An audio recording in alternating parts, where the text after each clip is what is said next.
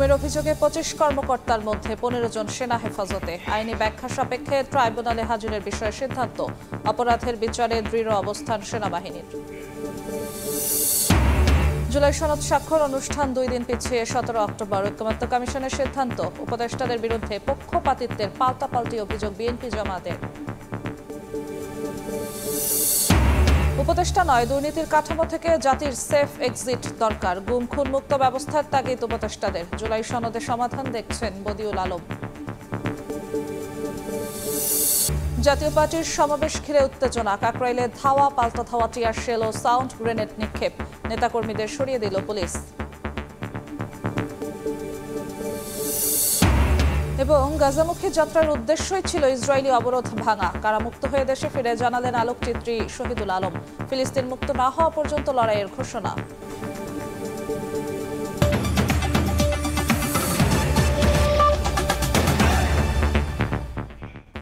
প্রবাসী সময়ের সঙ্গে আছি আমি জিন্নাতারা যশোয়া। গুমের অভিযোগে গ্রেফতারি পরোয়ানা জারি হওয়া ১৫ সেনা কর্মকর্তাকে হেফাজতে নিয়েছে সেনাবাহিনী। আত্মগোপনে রয়েছেন মেজর জেনারেল কবির আহমেদ। রোববার বিকেলে সেনা সদরে ব্রিফিংয়ে মেজর জেনারেল মোহাম্মদ হাকিমুজ্জামান জানান, আইনি ব্যাখ্যা সাপেক্ষে ট্রাইব্যুনালে হাজিরের বিষয়ে সিদ্ধান্ত নেওয়া হবে। তবে রায় মেনে নিতে প্রস্তুত সেনাবাহিনী।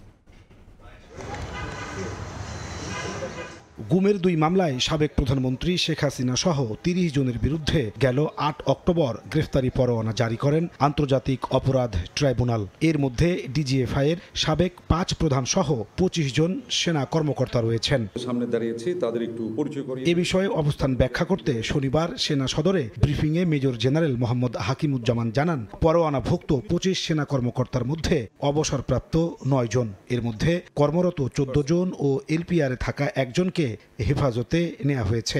আত্মগোপনে রয়েছেন মেজর জেনারেল কবির আহমেদ। তবে এখনো পরোয়ানার কপি হাতে পায়নি সেনা সদর। ২৫ জনের ভিতরে বরখাস্ত বা অবসরে যারা আছেন এদের সংখ্যা হচ্ছে ৯। এলপিআর বা লিপ্রা রিটায়ারমেন্ট যেটা আছে এটার সংখ্যা হলো ১। আর চাকরিরত অফিসারের সংখ্যা হচ্ছে এখানে ১৫। এই ১৬ জনকে ৮ তারিখেই তাদেরকে আমরা আমাদের একটা সেনা হেফাজতে, যেটা আমরা বলি আর্মি ওন কাস্টডিতে আসার জন্য একটা অর্ডার, যেটাকে আমরা বলি অ্যাটাচমেন্ট অর্ডার, আমরা এটা দিয়েছি। মেজর জেনারেল কবির ওনার ওয়াইফেও যোগাযোগ করার চেষ্টা করেছেন, এখন পর্যন্ত তার সাথে আর কোনো যোগাযোগ হচ্ছে না। ১৫ জনের মধ্যে একজনকেই শুধু মিসিং, বাকি সবাই জয়েন করেছে, এই হেফাজতে চলে আসছে। ২২ অক্টোবর অভিযুক্তদের ট্রাইব্যুনালে হাজির হওয়ার নির্দেশের বিষয়ে সেনাবাহিনী বলছে, আইনি ব্যাখ্যা সাপেক্ষে সিদ্ধান্ত নেওয়া হবে। তবে রায় মেনে নেবে বাহিনী। ডেল্টার একটা আইনগত ব্যাখ্যার প্রয়োজন আছে, ওই আইনগত ব্যাখ্যা আমরা চাচ্ছি। ওই আইনগত ব্যাখ্যা পাওয়ার পরে আমরা যেটা ২২ তারিখ যেটা সবার মাথার ভিতরে ঘুরছে, ওই আইনগতভাবে আমরা ইনশাল্লাহ ব্যবস্থা নেব। যেটা গুম কমিশনের যে সেকেন্ড রিপোর্ট, যেটা ইন্টারিম রিপোর্ট, ওখানেও তারা বলেছে, as an organization, Bangladesh Army was not at all involved with disappearance, forceful disappearance. এটা কতিপয় আমাদের অফিসার হয়তো র্যাবে ছিল, হয়তো ডিজিএফআইতে ছিল, ইত্যাদি জায়গা থেকে, নট ইনসাইড আর্মি থেকে কিন্তু না। একদম স্পষ্ট ভাষায় বলে দিচ্ছে, বাংলাদেশ আর্মি জাস্টিসের পক্ষে, যেটা জাস্টিস হবে সেটার পক্ষে আমরা থাকবো। ইনসাফ, নো কম্প্রোমাইজ উইথ ইনসাফ। জাতিকে সর্বোচ্চ ভালো নির্বাচন উপহার দিতে সেনাবাহিনী প্রতিশ্রুতিবদ্ধ বলেও জানান মেজর জেনারেল হাকিমুজ্জামান। এই অনুযায়ী আমরা প্রস্তুতি নিচ্ছি। প্রস্তুতিগুলোর ভিতরে আমাদের ট্রেনিং, আমাদের অ্যাডমিনিস্ট্রেশন, আমাদের প্রমোশন, আমাদের পোস্টিং, যাবতীয় যা আছে এইটা নিয়ে আমরা এইটাকে ফোকাস করে সাজিয়ে নিচ্ছি। জাতি পুরো ওয়েট করছে একটা খুব ভালো একটা ক্রেডিবল একটা ইলেকশনের জন্য। আমরা আমাদের আপ্রাণ চেষ্টা করবো এটা ক্রেডিবল ইলেকশন যাতে হয়। আমরা দেশের তরে, দেশের জন্য যেটা সবচেয়ে ভালো হবে আমরা চেষ্টা করবো আমাদের জীবন দিয়ে হলেও করতে। ভোটের সময় বর্তমানে মাঠে থাকা সেনা সদস্যের ৩ গুণ দায়িত্ব পালন করবে বলেও জানান এই সেনা কর্মকর্তা। আমরা জীবন দিয়ে হলেও চেষ্টা করবো। নাজমুস সালেহী, সময় সংবাদ, ঢাকা। কয়েকটি দলকে দেশের ভবিষ্যৎ ঠিক করার দায়িত্ব জনগণ দেয়নি বলে মন্তব্য করেছেন বিএনপির স্থায়ী কমিটির সদস্য আমির খসরু মাহমুদ চৌধুরী। পিআর ও জুলাই সনদে জনগণের ম্যান্ডেট লাগবে জানান বিএনপি নেতা। রোববার দুপুরে কসমোস সেন্টারে আয়োজিত নির্বাচন পদ্ধতি নিয়ে সেমিনারে জামায়াত আবারও পিআর পদ্ধতির পক্ষে অবস্থান তুলে ধরে। দেশের ভালোর জন্য সবাইকে ছাড় দিয়ে ঐক্য তৈরি করে নির্বাচনের পথে হাঁটার আহ্বান রাজনীতিকদের। রাষ্ট্র কাঠামো সংস্কার নিয়ে ৩ দফা আলোচনার ফসল জুলাই সনদ। 15 অক্টোবর রাজনৈতিক দলগুলো সনদ স্বাক্ষর করবে। সবকিছু অনেকটাই একমতে পৌঁছলেও রাজনীতির আলোচনা চলছে এখনও নির্বাচন পদ্ধতি নিয়ে। ঐক্যমত্য কমিশন সংলাপ করেছে উচ্চকক্ষে পিআর নিয়ে। জামাত সহ বেশ কিছু দল দুই কক্ষে পিআর নিয়ে এখনও সরগরম। তবে সেমিনারে জামায়াতের সহকারী সেক্রেটারি জেনারেল দুই কক্ষের পিআর নিয়ে যুক্তি তুলে ধরলেও বলছেন দেশের জন্য যে পদ্ধতি ভালো সেই পদ্ধতিতেই নির্বাচন হোক। পিআর পদ্ধতিকে ইলেকশন সিস্টেম হিসাবে নীতিগতভাবে নেয়, আর পদ্ধতি আপনি অনেকগুলো বলেছেন, আমরাও সেটা জানি। তো কোনটা নেবেন, বাংলাদেশের উপযোগী কোনটা সেটাই নেন। গণ অধিকার বিপ্লবী ওয়ার্কার্স পার্টি সহ কয়েকটি দল নিম্নকক্ষে এই মুহূর্তে পিআর পদ্ধতি দেশের জন্য ভালো নয় বলে মন্তব্য করেন। পিআর হলে আওয়ামী লীগ পুনর্বাসনের সুযোগ পাবে বলে মনে করেন তারা। নিম্নকক্ষে পিআর হলে স্থায়ী সরকার ব্যবস্থা থাকে না। সকাল বিকাল রাতে মধ্যরাতে ফজরের আগে ফজরের পরে সরকারের এমপি মন্ত্রীরা কেনাবেচা হতে পারে। ঐক্যমত্য কমিশনের দীর্ঘ আলোচনা করে যখন আপনার সিদ্ধান্তের জায়গায় এসছেন, এটা নিয়ে রাজপথে যখন আবার কর্মসূচি, যখন আবার বিক্ষোভ, যখন আবার সমাবেশ, তখন বোঝা যায় যে লক্ষ্যটা কি পিআর নাকি অন্য কোনো লক্ষ্য আছে।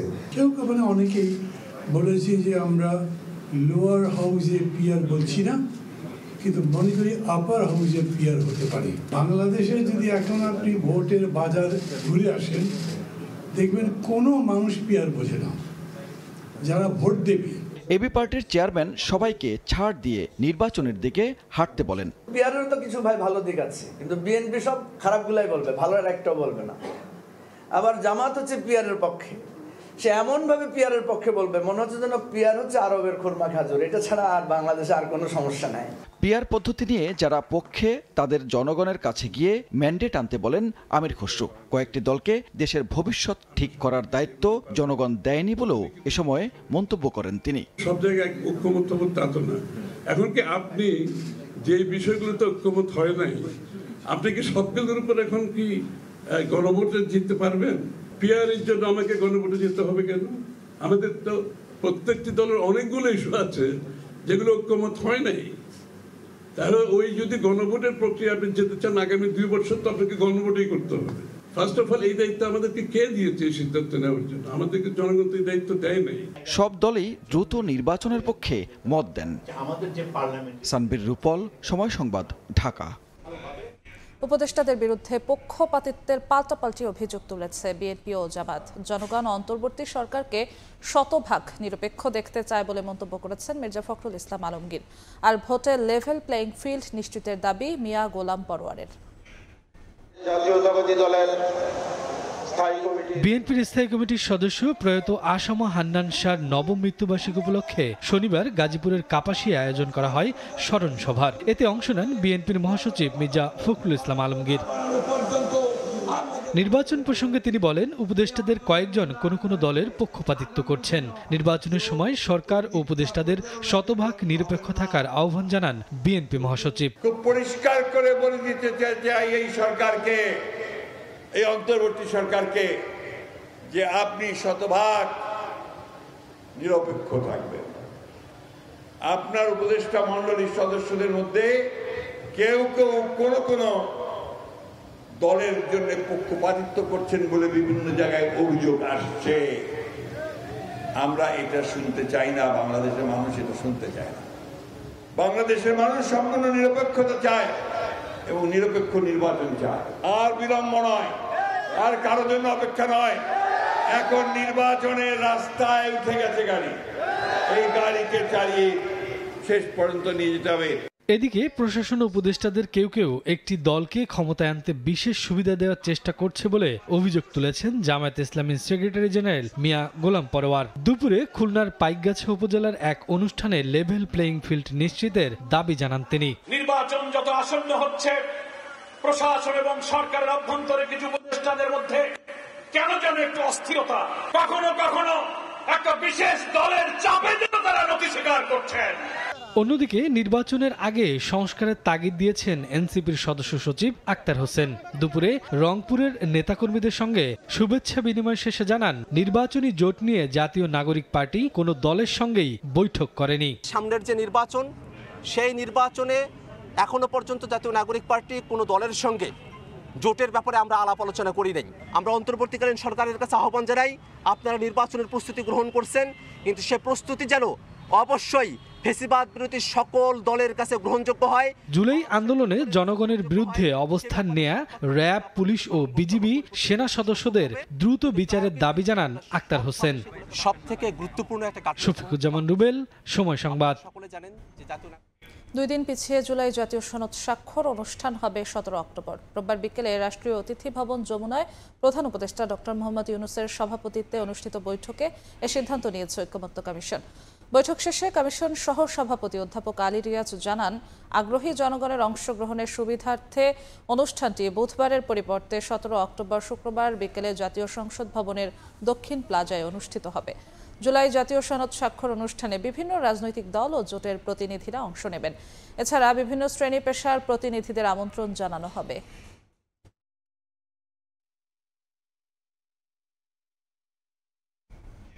চাঁদাবাজ ও দুর্নীতিবাজদের বিরুদ্ধে প্রতিরোধ গড়ে তোলার হুঁশিয়ারি দিয়েছেন এনসিপির উত্তরাঞ্চলের মুখ্য সংগঠক সার্জিস আলম। রোববার পঞ্চগড়ের তেঁতুলিয়ায় পথসভায় তিনি একথা বলেন। চাঁদাবাজি, দখলদারিত্ব, সিন্ডিকেট ও দুর্নীতিসহ নানা অপরাধের বিরুদ্ধে পঞ্চগড় জেলা জুড়ে লংমার্চ করছে সার্জিস আলম। দুপুরে জেলা শহরের চিনিকল মাঠে লংমার্চ শুরু করেন তিনি। লংমার্চে সাধারণ মানুষকে সচেতন করতে 3টি পথসভা করেন সার্জিস আলম।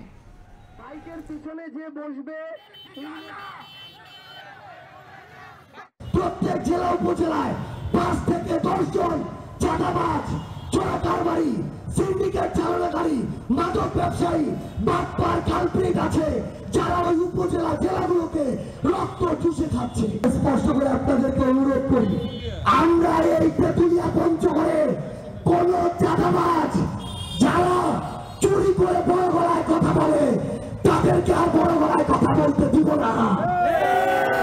তাদেরকে আমরা দেখে নিব, তাদের ওই কালো দাগ, কাল সাপের চোখ সব আমরা উঠতে ফেলবো। চুরি করবেন আর বড় বড় কথা বলবেন, ওই দিন শেষ। যারা এই পঞ্চগড়ে এখন কথা বলে তারা আপনার যে 100 গুণ বড় হাসিনাকে বিন্দু মাত্র পরোয়া করে নাই। যারা রিফাইন আওয়ামী লীগ চায় এবং দেশকে অস্থিতিশীল করতে চায় তারাই আমার উপর হামলার সঙ্গে জড়িত, এমনটাই অভিযোগ করেছেন গণ অধিকার পরিষদের সভাপতি নুরুল হক নূর। রোববার সন্ধ্যায় সুপ্রিম কোর্টে গণ অধিকার পরিষদের নেতাকর্মীর ওপর হামলার ঘটনায় গঠিত তদন্ত কমিশনের সঙ্গে বৈঠক শেষে একথা বলেন তিনি। এ সময় তদন্ত কমিটি সুষ্ঠু ও নিরপেক্ষ প্রতিবেদন জমা দেবে বলে আশা প্রকাশ করেন নূর। জাতীয় পার্টির সমাবেশের উদ্দেশ্য দেশে অরাজকতা তৈরির চেষ্টা করা বলেও মনে করেন গণ অধিকার পরিষদ নেতা।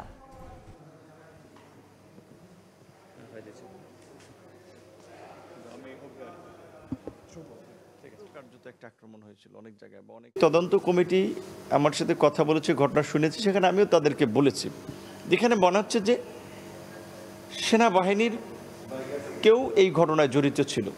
পুরো সেনাবাহিনী না, এখানে ওই দিনের ঘটনায় যারা কমান্ডিং অফিসার ছিল নিশ্চয়ই তাদের একটা ইনভলভমেন্ট ছিল। যারা একটা রিফাইন আওয়ামী লীগকে নির্বাচনে চাচ্ছে কিংবা জাতীয় পার্টিকে নির্বাচনে চাচ্ছে, তারা আমাদেরকে এই আক্রমণ করে কিংবা আমার উপরে এই উদ্দেশ্যপ্রণোদিত আক্রমণ চালিয়ে একটা হত্যাযজ্ঞের প্লট রচনা করে দেশকে অস্থিতিশীল করার জন্য, ক্ষমতা দখল করার জন্য একটা ষড়যন্ত্র হতে পারে। উপদেষ্টাদের নয়, দুর্নীতির কাঠামো থেকে জাতির সেফ এক্সিট দরকার বলে মন্তব্য করেছেন আইন উপদেষ্টা ডক্টর আসিফ নজরুল। আর গুম খুন মুক্ত সমাজ ব্যবস্থা গড়ে তোলার তাগিদ দিয়েছেন গৃহায়ন উপদেষ্টা আদিলুর রহমান খান। জুলাই সনদ বাস্তবায়নের মাধ্যমে শেখ হাসিনার স্বৈরাচারী ব্যবস্থার সংস্কারে জোর দিলেন ঐকমত্য কমিশনের সদস্য ডক্টর বদিউল আলম মজুমদার। রোববার রাজধানীতে আলাদা অনুষ্ঠানে সব কথা বলেন তারা। 2025 সংবিধান ও রাষ্ট্র সংস্কারে রাজনৈতিক দলগুলোর সঙ্গে জাতীয় ঐক্যমত্য কমিশনের দীর্ঘ আলোচনার পর জুলাই সনদ সইয়ে প্রস্তুত রাজনৈতিক নেতারা। রাজনৈতিক স্থিতিশীলতার এই উদ্যোগের মধ্যেই উপদেষ্টাদের অনেকের সেফ এক্সিটের আলোচনা এখন তুঙ্গে। শনিবার রাজধানীর একটি হোটেলে জাতীয় মানবাধিকার কমিশন অধ্যাদেশ 2025 বিষয়ক জাতীয় পরামর্শ সভায় এ নিয়ে মন্তব্য করেন আইন উপদেষ্টা ডক্টর আসিফ নজরুল। বলেন, উপদেষ্টাদের নয়, অসুস্থ রাষ্ট্র কাঠামো থেকে জাতির সেফ এক্সিট প্রয়োজন।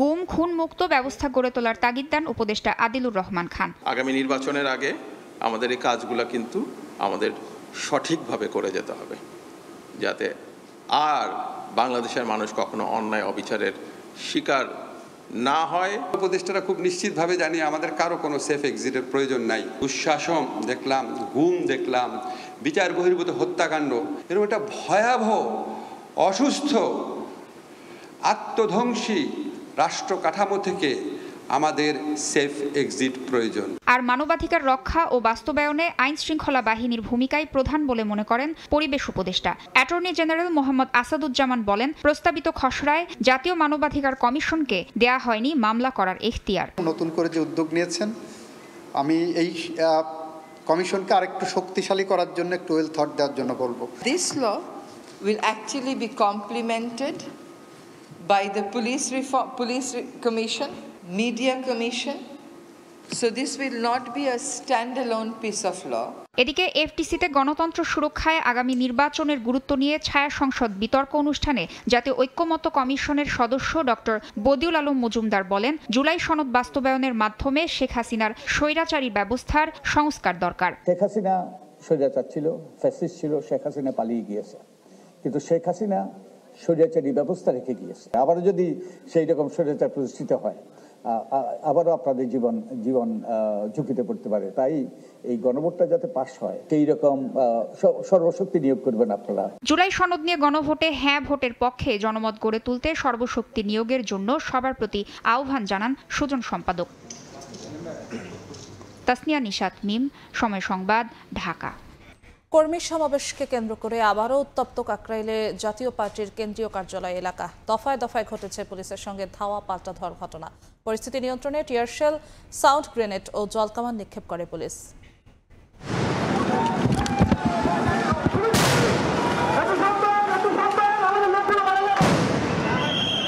শনিবার বিকেল ৩টায় কাকরাইলে কেন্দ্রীয় কার্যালয়ের সামনে কর্মী সমাবেশের আয়োজন করে জাতীয় পার্টি। এর মধ্যে হঠাৎ উত্তপ্ত হয়ে ওঠে পরিস্থিতি।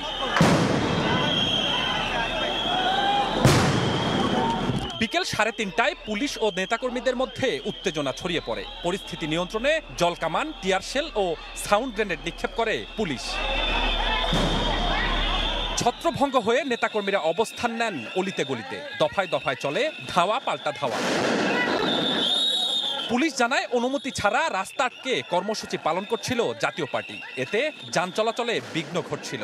বারবার অনুরোধ করলেও সরেননি তারা। বারবার বলার পরেও যখন শোনে নাই, তখন তো আমাদের আসলে এখানে কিছু করার ছিল না। আপনারা ডিসপার্স করার জন্য আমরা জাস্ট সাউন্ড গ্রেনেড এবং ওই যে আমরা ওয়াটার ক্যাননটা দিছি, আর অন্য কোনো কিছু করাও হয় না। সন্ধ্যায় আনুষ্ঠানিক প্রতিক্রিয়া জানান জাতীয় পার্টির মহাসচিব। স্বীকার করেন, অনুমতি না পেলেও পুলিশকে জানিয়েছেন তারা। অভিযোগ করেন, একটি বিশেষ মহলের নির্দেশে এমন দায়িত্বহীন ঘটনা ঘটিয়েছে পুলিশ।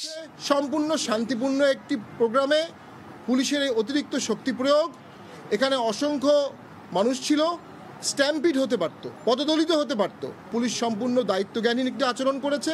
যে রাষ্ট্র বা সরকার পিক অ্যান্ড চুজ করে আইনের শাসন প্রয়োগ করে, সে রাষ্ট্র বা সরকারের অধীনে সুষ্ঠু নির্বাচন করা অসম্ভব কঠিন। দলের বেশ কয়েকজন নেতাকর্মী আহত ও ৮ জনকে গ্রেপ্তার করা হয়েছে বলে অভিযোগ করেন জাতীয় পার্টির মহাসচিব। দলটির কেন্দ্রীয় কার্যালয়ের সামনে মোতায়েন রয়েছে বাড়তি পুলিশ। স্বপন আহমেদ, সময় সংবাদ, ঢাকা। মিয়ানমারের ভেতরে রাতে গোলাগুলির ঘটনায় কক্সবাজারের রুখিয়া ও বান্দরবানের ঘুমধুম সীমান্তবর্তী এলাকায় উদ্বেগ ও আতঙ্ক ছড়িয়েছে। নিরাপত্তার কারণে আপাতত কৃষিকাজে যাচ্ছেন না অনেকে। সাবধানতার সঙ্গে চলাফেরার পরামর্শ দিয়ে বিজিবি বলছে, পরিস্থিতি মোকাবিলায় সতর্ক রয়েছেন তারা। মোহাম্মদ ফরাজের ছবিতে সোজাউদ্দিন রুবেলের রিপোর্ট। বাংলাদেশ মিয়ানমার সীমান্তের বান্দরবনের ঘুমধুম ও কক্সবাজারের উখিয়ার রহমতের বিল এলাকা। রাতের নীরবতা ভেঙে গভীর রাতে শোনা যায় প্রচণ্ড গোলাগুলির শব্দ। মিয়ানমারের অভ্যন্তরে চলা এই সংঘর্ষ আতঙ্ক ছড়িয়েছে সীমান্তবর্তী জনপদে। 11টা থেকে 12টা পর্যন্ত একরকম গুলি চলেছিল। বান্দরবনের ঘুমধুম সীমান্তেও মিয়ানমারের ভেতরে গোলাগুলির আওয়াজ ভেসে আসে। গত বছরেই কিন্তু এই সেম একটা অবস্থা তৈরি হয়েছিল আমাদের এলাকায়, এবং ইনসিডেন্টলি একটা মানুষ মারাও গিয়েছিল। গোলাগুলির বইয়ের হারে গোদা না যায়, দানতা সাইকেল না যায়। সীমান্তবর্তী বাসিন্দাদের আতঙ্ক দূর করতে সচেতনতা বৃদ্ধি ও সতর্কতা অবলম্বনের উদ্যোগ নেওয়া হয়েছে বলে জানিয়েছেন স্থানীয় জনপ্রতিনিধিরা। যে কোনো মুহূর্তে তারা আবার দাঙ্গা করতে পারে, যে কোনোভাবে আমাদের সতর্ক থাকতে হবে। তবে বিজিবি বলছে সংঘর্ষ পুরোপুরি মিয়ানমারের অভ্যন্তরে, বাংলাদেশ সীমান্তে এখনো কোনো নিরাপত্তা হুমকি নেই। আমাদের সীমান্তবর্তী এলাকায় বিভিন্ন সময়ে মায়ানমারের অভ্যন্তরে সংঘর্ষ ঘটে, যা বাংলাদেশের ভেতরে নয়।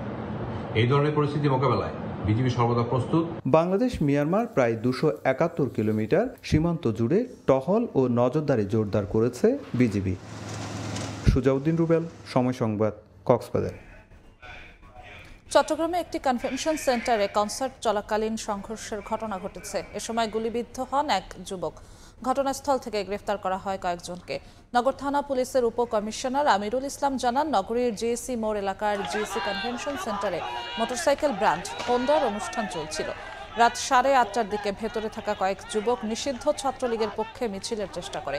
এ সময় বাইরে থেকে আরও কিছু যুবক গেট ভেঙে ঢোকার চেষ্টা করলে দুপক্ষের মধ্যে সংঘর্ষ ও গোলাগুলি হয়। এ সময় শরীফ নামে একজন গুলিবিদ্ধ হন। পরিস্থিতি নিয়ন্ত্রণে পুলিশ লাঠিচার্জ ও ফাঁকা গুলি ছুড়ে সংঘর্ষকারীদের ছত্রভঙ্গ করে দেয়। ঘটনাস্থল থেকে কয়েকজনকে গ্রেফতার করা হয়েছে।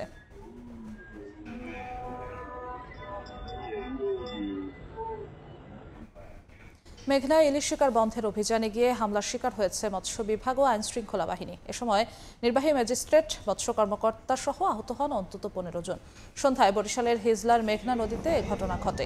আহতদের মধ্যে 6 জন ভোলা 250 শয্যা জেনারেল হাসপাতালে ভর্তি। এদিকে ঘটনাস্থল থেকে হামলায় জড়িত 27 জনকে আটক করা হয়েছে। পুলিশ জানায়, মাইলিশ ধরা বন্ধ করতে শনিবার বিকেলে ভোলা সদর, বরিশালের মেহেন্দিগঞ্জ, হিজলা, লক্ষ্মীপুরের রায়পুর ও চাঁদপুরের হাইমচর উপজেলার 8টি দল মেঘনা নদীতে যৌথ অভিযান চালায়। অভিযানকারী দল হিজলা এলাকায় ইলিশ শিকারীদের আটক করতে গেলে সংঘবদ্ধ চক্র তাদের উপর হামলা চালায় ও ইটপাটকেল নিক্ষেপ করে।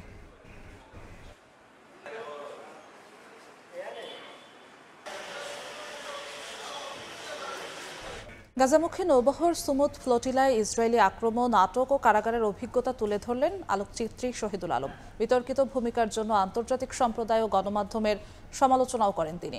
ঘোষণা দেন ফিলিস্তিনকে মুক্ত করতে অধিকার কর্মীদের সমন্বয়ে নতুন প্ল্যাটফর্ম তৈরির।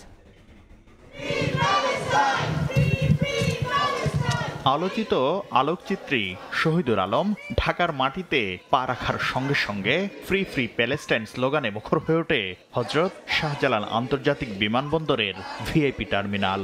সৃষ্টি হয় আবেগঘন মুহূর্ত। গাজায় ইসরায়েলি অবরোধ ভাঙতে সমুদ্রপথে যাত্রা করা গ্লোবাল সমুদ ফ্লোটিলায় অংশ নেন শহীদুল আলম। পরে ইসরায়েলি বাহিনীর হাতে অপহরণের শিকার হন তিনি।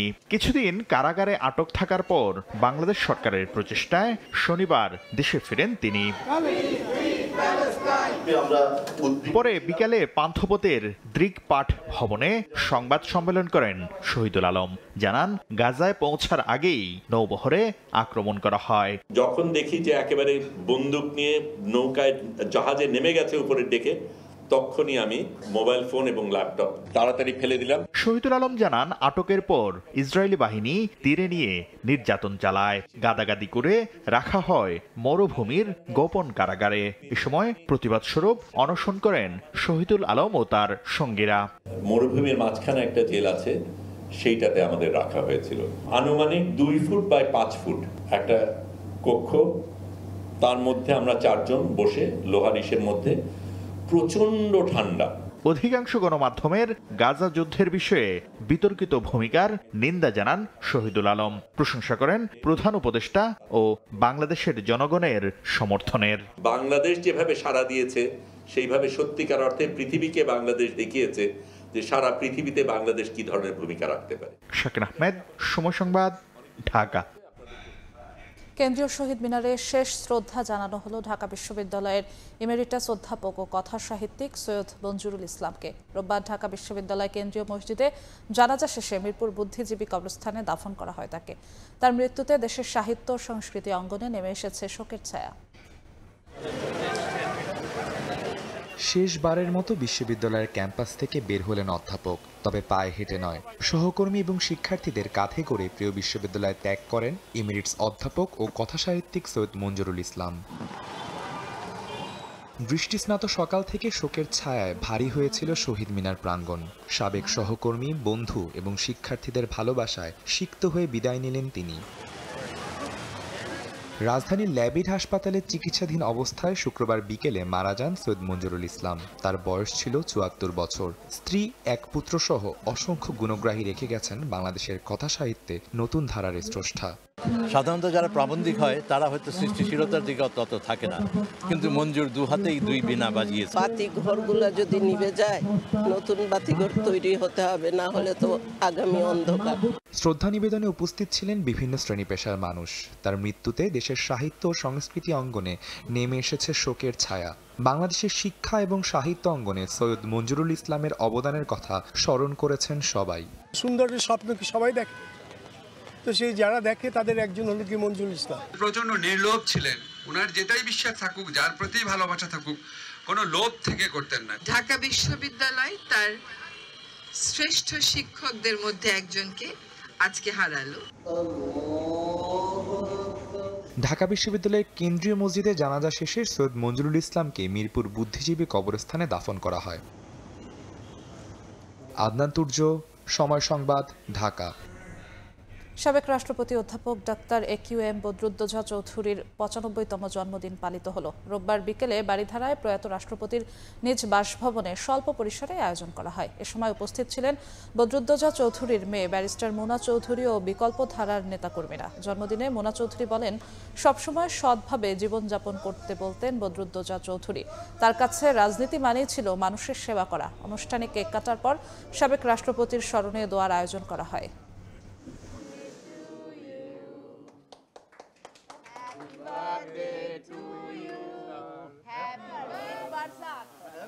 খুলনায় নিখোঁজের ৩ দিন পর বস্তাবন্দি অবস্থায় উদ্ধার হয়েছে শিশুর মরদেহ। এ ঘটনায় একজনকে গ্রেফতার করা হয়েছে। এছাড়া গাজীপুরের জঙ্গল থেকে উদ্ধার হয়েছে এক শিশুর মরদেহ। বরিশালে দোকান থেকে উদ্ধার হয়েছে শ্রমিকের লাশ। খুলনার দিঘলিয়ার গত ৯ অক্টোবর বিকেলে নিখোঁজ হয় শিশু জিসান। থানায় সাধারণ ডায়েরি করেন তার বাবা। বিকেলে দেয়ারা খেয়াঘাট সংলগ্ন এলাকা থেকে জিসানের মরদেহ উদ্ধার করা হয়। এ ঘটনায় গ্রেফতার ফয়সাল শিশুটিকে কুপিয়ে হত্যার কথা স্বীকার করেছে। এদিকে সকালে গাজীপুরের শ্রীপুরে নিখোঁজ হয় চাউবন সরকারি প্রাথমিক বিদ্যালয়ের ২য় শ্রেণীর ছাত্র হুজাইফা। সন্ধ্যায় গহীন জঙ্গল থেকে উদ্ধার হয় তার মরদেহ। স্থানীয়দের দাবি শিশুটিকে হত্যা করা হয়েছে। অন্যদিকে বরিশাল শহরের ফজলুল হক এভিনিউর সিটি প্লাজার একটি দোকান থেকে রমজান নামে এক টেইলার শ্রমিকের ঝুলন্ত মরদেহ উদ্ধার করা হয়েছে। ময়নাতদন্ত শেষে প্রকৃত ঘটনা জানা যাবে বলে জানিয়েছে পুলিশ। এছাড়া সাভারে পরিত্যক্ত পৌর কমিউনিটি সেন্টার থেকে উদ্ধার হয়েছে অজ্ঞাত নারীর মরদেহ।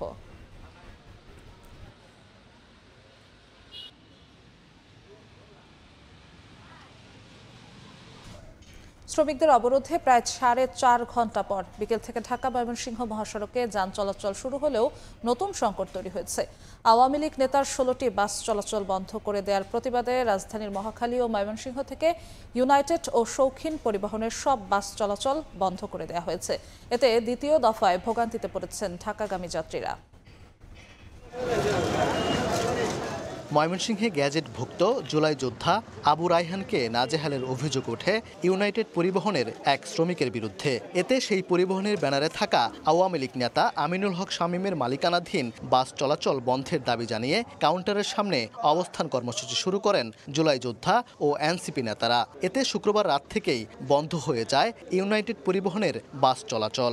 ময়মনসিংহের ফেসিস কুনি শামীমের সকল গাড়ি অনতিবিলম্বে বন্ধ করে জব্দ করতে হবে। যতগুলা বাস স্ট্যান্ড আছে আওয়ামী ফেসিসদের কোনো গাড়ি চলবে না। আমাদের মূল দাবিটাই হচ্ছে এটা। বাস কাউন্টারের সামনে জুলাই যোদ্ধাদের অবস্থান কর্মসূচি ও ইউনাইটেড পরিবহনের বাস চলাচল বন্ধের প্রতিবাদে শনিবার দুপুরে দীঘারকান্দা বাইপাস মোড়ে পাল্টা অবরোধ কর্মসূচি শুরু করেন পরিবহন শ্রমিকরা। এতে বন্ধ হয়ে যায় সব ধরনের বাস চলাচল। ভোগান্তিতে পড়েন যাত্রীরা। মেয়েকে নিয়ে আসছি ঢাকার উদ্দেশ্যে, এখন আইসা দেখি দেন সব বাস বন্ধ। আমরা সকাল থেকেই আসছি, নেত্রকোনা থেকে আসছি, ময়মনসিংহ থেকে বাস ধরবো এখানে ঢাকা মিরপুরে যাব। আমার বাচ্চা অসুস্থ।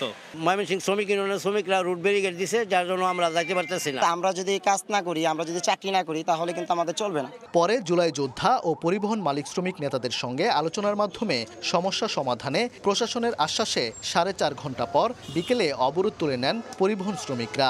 শুরু হয় বাস চলাচল। আইনের কাজ করব। আইনের ধারাবাহিকতায় চলে যান।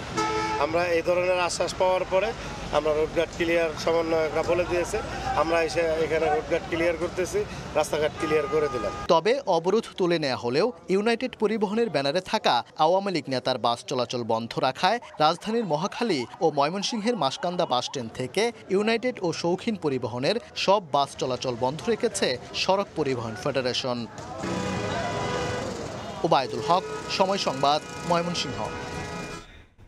সাধারণ মানুষের আবাসন ব্যবস্থাপনায় সরকার ব্যর্থ বলে মনে করছে নগর পরিকল্পনাবিদদের সংগঠন Bangladesh institute of planners VIP.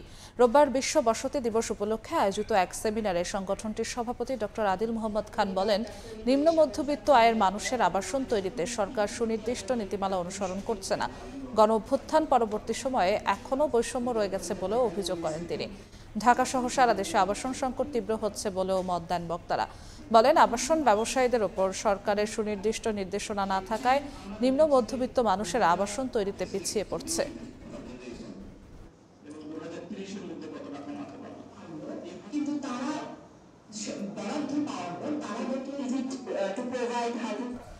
বিশ্ব হালাল পণ্যের বাজারে বাংলাদেশের অবস্থান এখনও প্রান্তিক পর্যায়ে। সকালে রাজধানীর মতিঝিলে ব্যবসায়ীদের শীর্ষ সংগঠন ডিসিসিআই আয়োজিত সেমিনারে কথা বলেন বক্তারা। জানান, বিশ্বে হালাল পণ্যের বাজারের আকার প্রায় $3 ট্রিলিয়ন হলেও বাংলাদেশের অংশ মাত্র $850 মিলিয়ন। তারা বলেন, খাদ্য, প্রসাধনী, ওষুধ সহ সব খাতেই হালাল পণ্যের চাহিদা দ্রুত বাড়ছে, অথচ উৎপাদনের নেতৃত্ব দিচ্ছে অমুসলিম দেশগুলো। অনুষ্ঠানে বিশেষজ্ঞরা জানান, হালাল সার্টিফিকেশন, আধুনিক ল্যাবরেটরি, মান নিয়ন্ত্রণ ও অনুসরণ যোগ্যতা ব্যবস্থায় বিনিয়োগ জরুরি। হালাল শিল্পকে বাংলাদেশের অর্থনীতির নতুন চালিকা শক্তি হিসেবে গড়ে তোলার এখনই উপযুক্ত সময় বলে মত বক্তাদের। বাংলাদেশ হালাল শিল্পের বিকাশের জন্য অবকাঠামো সহ প্রযুক্তিগত ও নীতিগত সহায়তা, আন্তঃসংস্থার সাথে সমন্বয় এবং একটি জাতীয় হালাল বোর্ড গঠন অপরিহার্য। হালাল পণ্য এজাইসের এখন শুধু ধর্মীয় প্রয়োজন নয়, এটি গুণগত মান এবং আস্থার আন্তর্জাতিক প্রতীক। সঠিক কৌশল ও সমন্বয়ের মাধ্যমে হালাল শিল্পকে এগিয়ে নিতে আসতে পারলে রপ্তানির বিশাল বাজার এবং লোকাল বাজারও যা কর্মসংস্থানের সৃষ্টিতে ভূমিকা রাখবে। বাংলাদেশের জ্বালানি ঘাটতি রাজনীতিবিদ এবং তাদের সহযোগী ব্যবসায়ীরাই তৈরি করছেন বলে মন্তব্য করেছেন বিদ্যুৎ, জ্বালানি ও খনিজ সম্পদ উপদেষ্টা মোহাম্মদ ফাউজুল কবির খান। যদিও ব্যবসায়ীরা বলছেন, পর্যাপ্ত সহযোগিতা পেলে জ্বালানি খাতে গুরুত্বপূর্ণ অবদান রাখবে এলপিজি। আর রাজনীতিবিদরা বলছেন, দোষারোপ বাদ দিয়ে হাঁটতে হবে সমাধানের পথে। Petrol, diesel, this are all expensive. বাংলাদেশের জ্বালানি খাত বরাবরই আমদানি নির্ভর, তাই এখাতে ব্যয় সংকোচন করতে তৎপর নীতি নির্ধারণী পর্যায়ে। শনিবার রাজধানীর একটি হোটেলে টেকসই এলপিজি অর্থনীতি বিষয়ক পলিসি ডিসকাশনের আয়োজন করা হয়। সেখানে জ্বালানি উপদেষ্টা ফজল কবির খান বলেন, বাধ্য হয়েই এলএনজি আমদানি করতে হচ্ছে। এ সময় এলপিজির দাম কমাতে সবাইকে নিয়ে কাজ করার কথা জানান তিনি। বাংলাদেশের জ্বালানি ঘাটতি রাজনীতিবিদ ও তাদের সহযোগী ব্যবসায়ীরাই তৈরি করেছেন বলেও মন্তব্য করেন জ্বালানি উপদেষ্টা। ঘাটতিটা সৃষ্টি করছে কিন্তু একসাথে রাজনীতিবিদ এবং তাদের ব্যবসায়ী সহযোগীরা। যে এই যে 1200 টাকার এলপিজি সিলিন্ডার বিক্রি হয় 1400-1500 টাকায়, এটা 1000 টাকার কমে আসা উচিত, বাধ্য হয়ে আমদানি করতে হচ্ছে। ব্যবসায়ীরা বলছেন, চেষ্টা চলছে জ্বালানি খাতের সার্বিক সংকোচন নিয়ে। রেগুলেটরি কমিশন বলছে, তারাও সহজ করতে চান রেগুলেশন, কাজ করতে চান উদ্যোক্তাদের আগ্রহ বাড়াতেও। যদিও বিশ্লেষকরা দায় দিচ্ছেন সমন্বয়হীনতা আর চুপ করে অনিয়ম মেনে নেওয়ার প্রবণতাকে। সঙ্গে জ্বালানি ব্যবহারে নিরাপত্তা বাড়াতে ভোক্তা থেকে শুরু করে সবাইকে সচেতন হবার কথা বলেন ফায়ার সার্ভিসের ডিজি। এলপিজি সিলিন্ডার যদি ফিলিং স্টেশনে ফিলিং হয়, তাহলে তো এলপিজি অপারেটরের কোনো কাজ নাই, দরকার নাই। I am not here to beg you that for subsidy. I am here to ask you for a parallel society. চাইবেন যে তিতাসের সমান করতে শেয়ার হোল্ডারদের, আপনি চাবেন না যে তিতাসকে আপনার সমান করতে। এই কথা বলা যেদিন শিখবেন, সেদিন আপনারা ব্যবসায় টেকসই হবেন। সিলিন্ডার দুর্ঘটনা বা এই সমস্ত দুর্ঘটনা কম হয়, স্বাভাবিকভাবে মানুষের জানমালও বাঁচবে এবং অর্থনীতিতেও এটা একটা পজিটিভ রোল প্লে করবে। লাইসেন্সের কথাগুলি আসছে, এটা আমরা জানি, চেষ্টা থাকে এটাকে যতটুকু সম্ভব সহজ করা। এদিকে দোষারোপের সংস্কৃতি থেকে বেরিয়ে দেশের প্রান্তিক জনগোষ্ঠীর জ্বালানি চাহিদা মেটাতে সবাইকে সঙ্গে নিয়ে এগিয়ে যাবার কথা বলেন বিএনপির স্থায়ী কমিটির সদস্য ডক্টর মঈন খান। দোষারোপ আমরা করতে পারি, 18 কোটি মানুষের জন্য যে পরিমাণ জ্বালানির প্রয়োজন সরবরাহ করতে কম্পারেটিভলি সিম্পল টেকনোলজির মাধ্যমে জনগণের কাছে পৌঁছে দিতে পারি, তার প্রতি আমরা সবাই আগামীতে ভবিষ্যতে জোর দেব। অনুষ্ঠানে দেশের জ্বালানি খাতের নীতি নির্ধারক, গবেষক, উদ্যোক্তা, শিল্প প্রতিষ্ঠানের প্রতিনিধি ও উন্নয়ন সহযোগীরাও অংশ নেন, তুলে ধরেন নিজেদের মতামত। আল আমিন তুষার, সময় সংবাদ, ঢাকা। নিরাপত্তা ও প্রশাসনিক নিয়োগ প্রক্রিয়া ভোট গ্রহণে বড় চ্যালেঞ্জ বলে মন্তব্য করেছেন সিইসি এএমএম নাসির উদ্দিন। চট্টগ্রামে এক কর্মশালায় নির্বাচন কমিশনাররা জানান, জাতীয় নির্বাচনের অন্যতম বাধা অনলাইন ভিত্তিক আর্থিক অনিয়ম ও কৃত্রিম বুদ্ধিমত্তা। নুরজামাল আতিকের ছবিতে শফিকুল আলমের রিপোর্ট।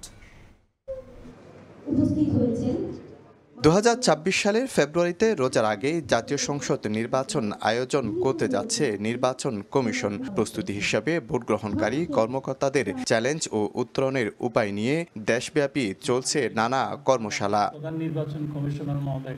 চট্টগ্রাম নগরের আঞ্চলিক লোক প্রশাসন প্রশিক্ষণ কেন্দ্রে নির্বাচন কমিশনের কর্মশালায় অংশ নেন 70 জন কর্মকর্তা। আমরা আগামী মাসের ভিতরে তাদের নিবন্ধন শুরু করব।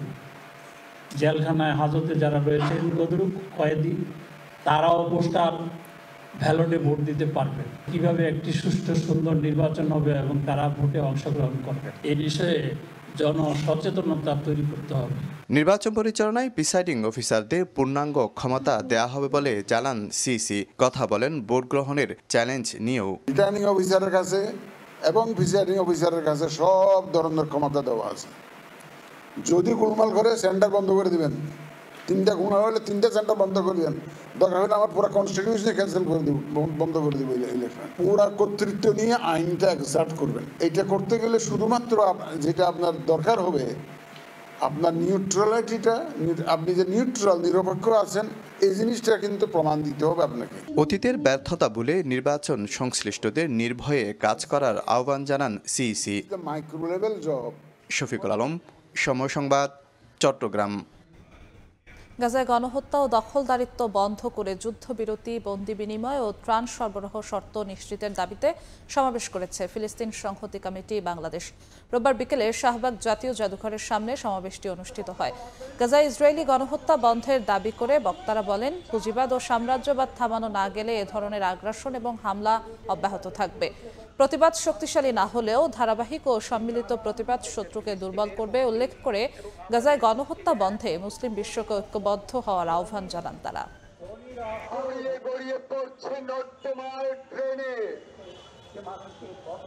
আগামী সোমবারের মধ্যে ইসরায়েলি জিম্মিদের মুক্তি দেবে হামাস। সব জিম্মিকে একত্রিত করতে এরই মধ্যে ফিলিস্তিনপন্থী স্বাধীনতা কমিশন গঠনটি কাজ শুরু করেছে বলে জানিয়েছেন মার্কিন প্রেসিডেন্ট ডোনাল্ড ট্রাম্প। সোমবার মিশরের কায়রোতে অনুষ্ঠেয় শান্তি চুক্তির আলোচনায়ও যোগ দেবেন তিনি। এদিকে যুদ্ধবিরতি কার্যকরের পর ইসরায়েলি সেনা প্রত্যাহারের খবরে অন্তত 2 লাখ ফিলিস্তিনি নিজ ভূখণ্ডে ফিরেছে বলে জানিয়েছে গাজা প্রতিরক্ষা মন্ত্রণালয়। তবে বেশ কয়েকটি অঞ্চলে ফিলিস্তিনিদের প্রবেশে নিষেধাজ্ঞা দিয়েছে ইসরায়েল।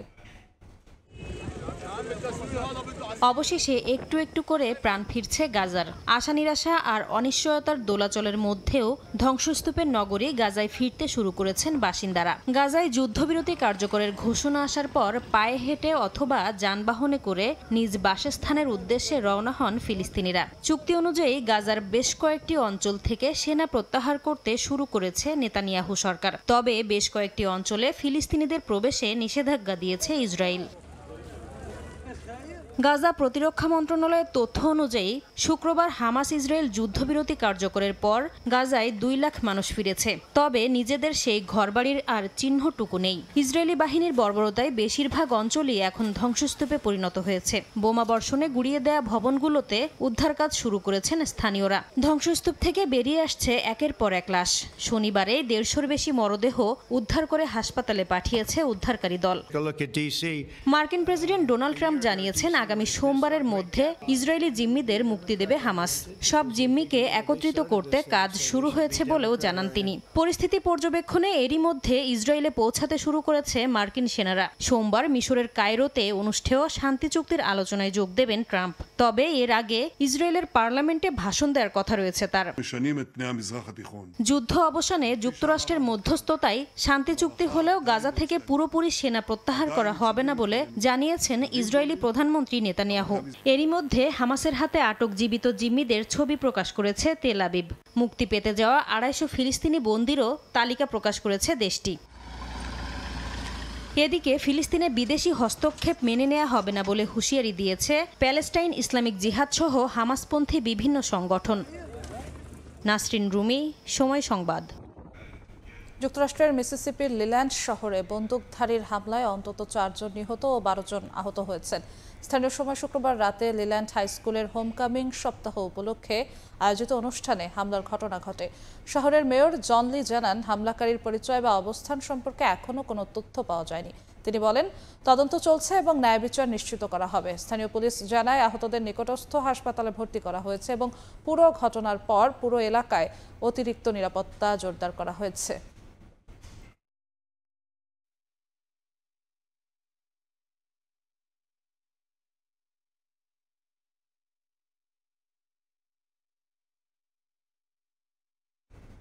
আগামী জাতীয় সংসদ নির্বাচনে প্রবাসী বাংলাদেশিদের ভোটাধিকার প্রয়োগের সুযোগ করে দিতে শুরু হয়েছে নানা কার্যক্রম। এরই অংশ হিসেবে যুক্তরাষ্ট্রের লস অ্যাঞ্জেলেসে বাংলাদেশ কনস্যুলেটে এনআইডি ও ভোটার নিবন্ধন কার্যক্রমের আনুষ্ঠানিক উদ্বোধন করা হয়েছে। আগামী 31 অক্টোবরের মধ্যে নিবন্ধিত প্রবাসী ভোটাররা আগামী সংসদ নির্বাচনে ভোট দিতে পারবেন বলে জানিয়েছেন এনআইডি মহাপরিচালক ASM Humayun Kabir. Los Angeles থেকে আরও জানাচ্ছেন লস্কর আল মামুন। আধুনিক প্রযুক্তির সহায়তায় বাংলাদেশের ইতিহাসে প্রথমবারের মতো প্রবাসী বাংলাদেশিরা আগামী জাতীয় নির্বাচনে ডাকযোগে ভোট দেওয়ার সুযোগ পাচ্ছেন। একই সঙ্গে বিদেশে বসেই হাতে পাচ্ছেন জাতীয় পরিচয়পত্র।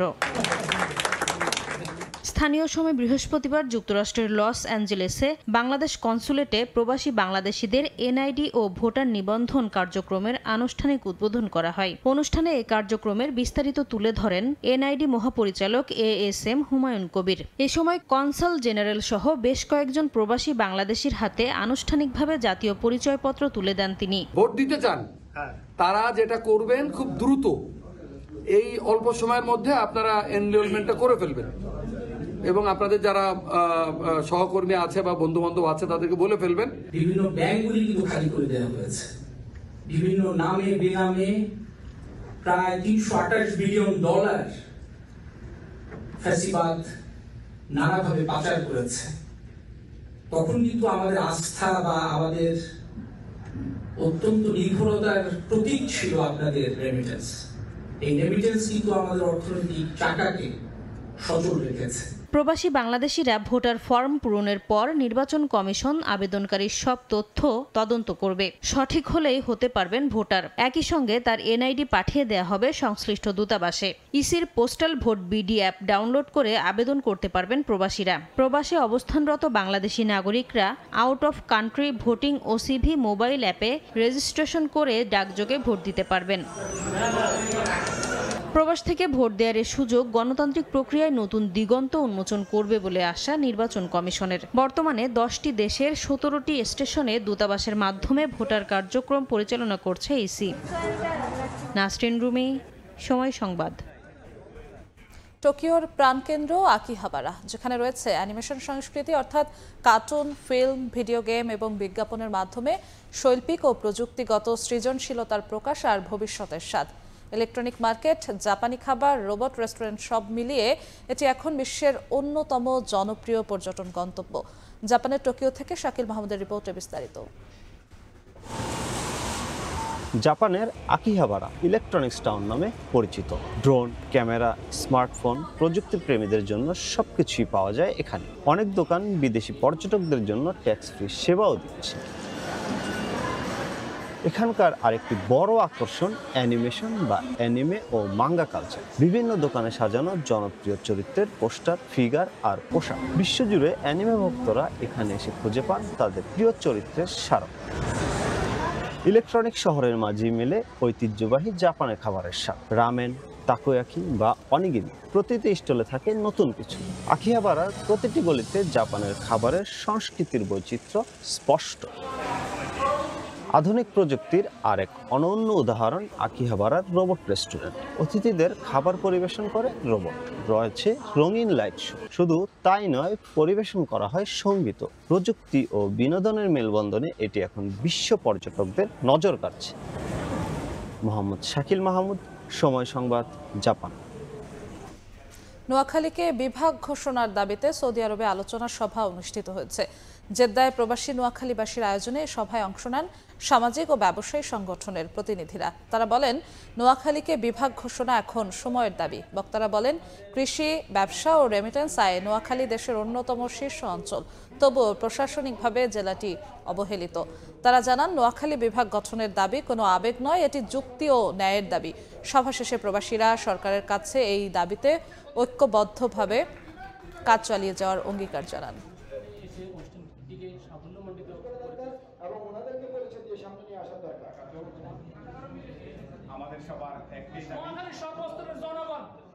হংকং পৌঁছে অনুশীলন করেছে বাংলাদেশ জাতীয় ফুটবল দল। তবে ভ্রমণ ক্লান্তি থাকায় প্রথম দিন শুধু রিকভারি সেশনে ছিলেন ফুটবলাররা। ঘরের মাঠে করা ভুলের আর পুনরাবৃত্তি করতে চান না তারা। ডু অর ডাই ম্যাচে জয় তুলে টিকে থাকতে চান এশিয়ান কাপ নিশ্চিত করার রেসে, এমনটাই বলেছেন defender Tapu Barman.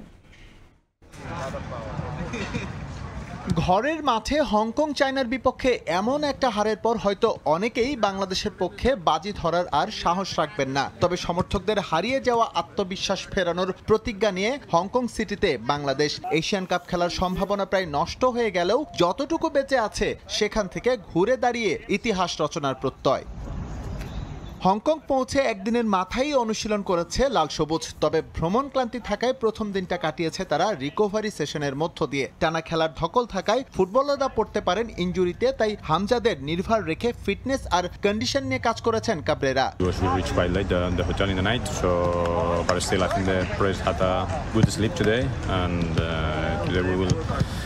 Have the first session here to adjust a little bit, and by the 14th we will be totally recovered. Hong Kong চায়নার বিপক্ষে ইনজুরির কারণে ঘরের মাঠে সেরা একাদশ মাঠে নামাতে পারেননি হাভিয়ের কাবরেরা। তবে সুখবর হলো চোট সেরে উঠেছে তপু বর্মনের। ম্যাচের প্রথম মিনিট থেকেই খেলতে প্রস্তুত এই সেন্টার ডিফেন্ডার। তিনি দৃঢ় প্রত্যয়ী, ঘরের মাঠের ভুলগুলোর আর পুনরাবৃত্তি হবে না হংকংয়ে। এখনো আমাদের হাতে চান্স আছে, তো আমরা 14 তারিখের ম্যাচটা সবাই মিলিতভাবে ভালো পারফর্ম করতে চাই এবং জিততে চাই, কারণ উইদাউট উইন আমার মনে হয় না এখন কোনো চান্স আছে। তো আমাদের জিতা ছাড়া কোনো বিকল্প নাই। এশিয়ান কাপ বাছাই এখন পর্যন্ত যে 1 পয়েন্ট পেয়েছে বাংলাদেশ, তা এসেছে বিদেশের মাঠ থেকে। 2 ম্যাচ পর আবারও অ্যাওয়ে ম্যাচ খেলবে লাল সবুজ। প্রতিপক্ষরা তাদের অ্যাওয়ে ম্যাচ থেকে পয়েন্ট বের করতে পারলে বাংলাদেশ কেন নয়। এক খেলা আমরা ওখানে হেরে আসছি হোম ম্যাচে, এখানে আসছি, ওরা যদি আমাদের হোম ম্যাচে যে জিতে আসতে পারে কেন আমরা পারবো না, সেই চেষ্টাই আমাদের মধ্যে আছে।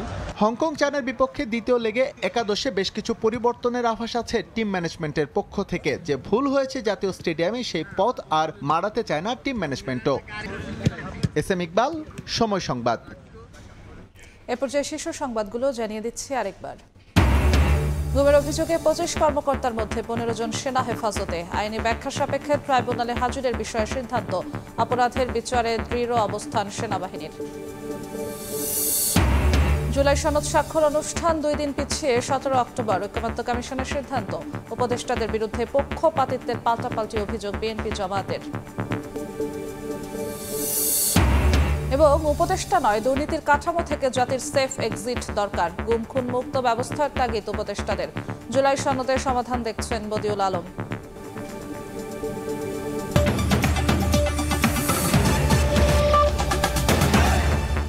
এই ছিল প্রবাসী সময়, সঙ্গেই থাকুন সময়।